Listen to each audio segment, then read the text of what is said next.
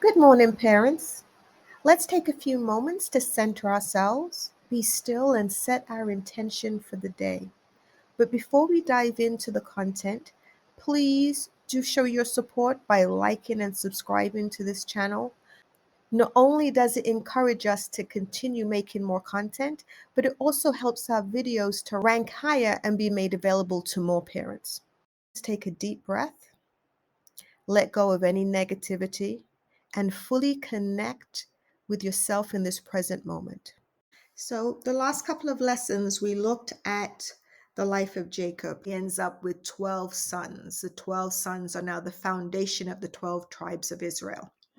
One of those sons is Joseph. The father highly favors Joseph above all others, which causes contention among the brothers. So, if you remember the story, that now the father sends Joseph out the field to go see what's going on with the brothers out there. They think he's always a tattletale. Here he comes looking to something to go kind of tattletale us and rat us out to dad.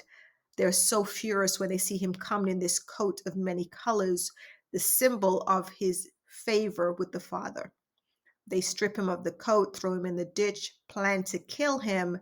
But one of the brothers says, no, we can't do that. Reuben said, no. He went somewhere, came back, and by the time he came back, they had sold him into slavery. So now here, 17-year-old, favored of his father, is now a slave. Disbelief that his brothers could hate him so much that they would do this to him. Now he's in this whole new land. He's sold into Potiphar's household. And he realizes that the blessing that is now upon his house is supernatural. So let's pick up the scripture reading from that point. So we're picking up Genesis 39, verse 1. And Joseph was brought down to Egypt, and Potiphar, an officer of Pharaoh, captain of the guard, an Egyptian, bought him at the hands of the Ishmaelites, which had brought him down thither. And the Lord was with Joseph, and he was a prosperous man, and he was in the house of his master the Egyptian.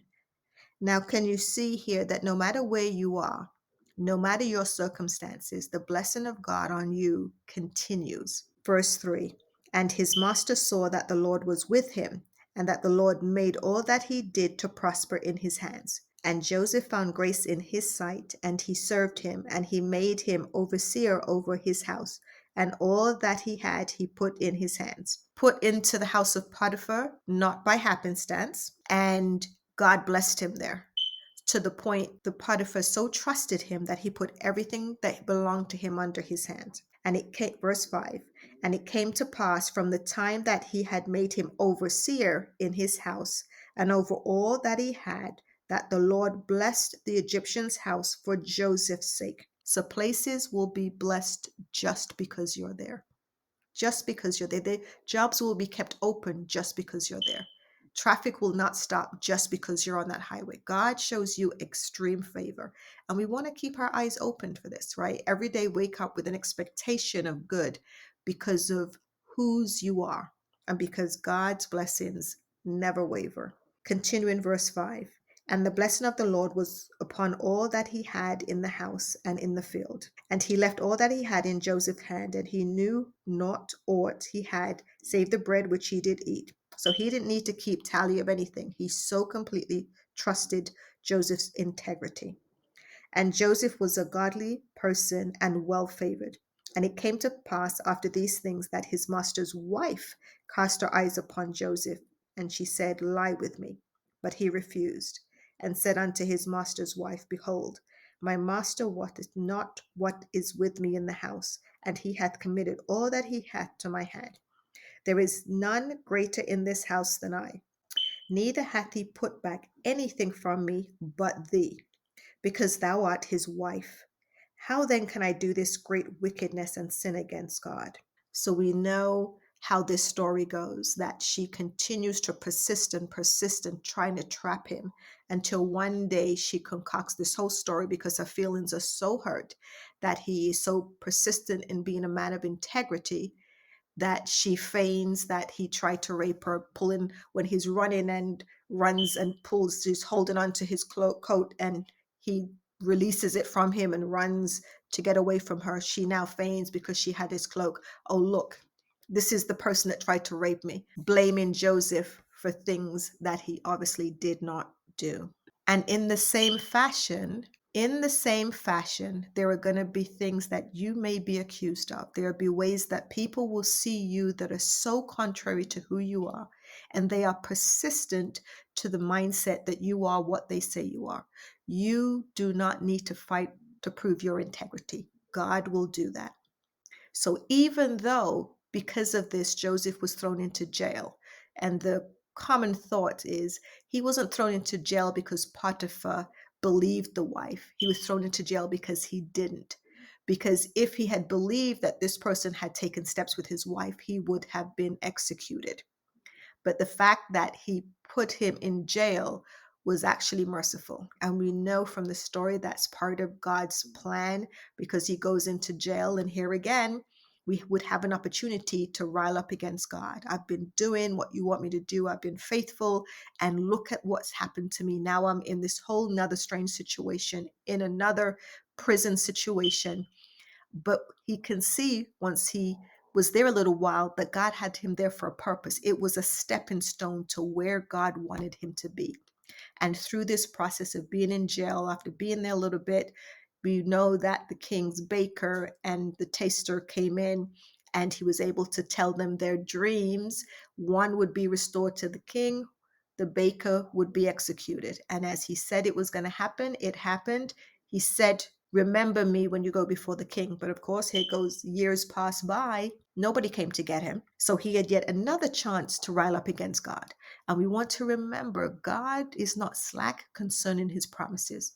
When he says he has a plan for us, he has a plan for us. So we want to hold fast. Yes, we're going to go through some tumultuous times where we're going to wonder, does God see me? Is God still good? Yes, he is good. And yes, he sees you. Stepping stones to where he wants you to be. Because we know through the story, ultimately, Joseph ends up being second in command in the entire land of Egypt, second only to Pharaoh. And just the same way that Potiphar had faith in him and put everything under his watch care, the same way Pharaoh put everything under his watch care, because he saw the blessing of God upon him. So you stay faithful to who you are. Stay faithful to the character of God in you. No matter the external experiences, know this is just another stepping stone. And he has a plan for your life. Do not waver. Do not quit. Don't give up on God. The devil is going to try so often to trip you up and make you think God has forgotten you. But I guarantee you that he has not. And it is a season and a matter of time that he will bring you out. And he says, when I bring you out, the world is going to be amazed on how I have brought you out. So go forward today, knowing no matter what is going on in your world, that God has a plan. The plan is in play. He sees you, he cares, and he is working it out to take you to the next level. If you haven't done so already, please, please, please, pretty please, do click that thumbs up button to let me know that you see value in this. Also, please remember to check out your app store for our Coaching for Parents app.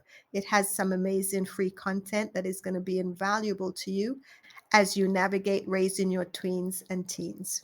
And as you go into your day, remember that you are highly blessed, greatly favored, and deeply loved, and that you already are victorious in Him.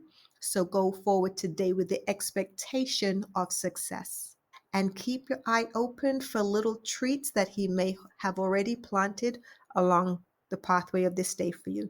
I'll see you tomorrow, same time, for another moment of meditation.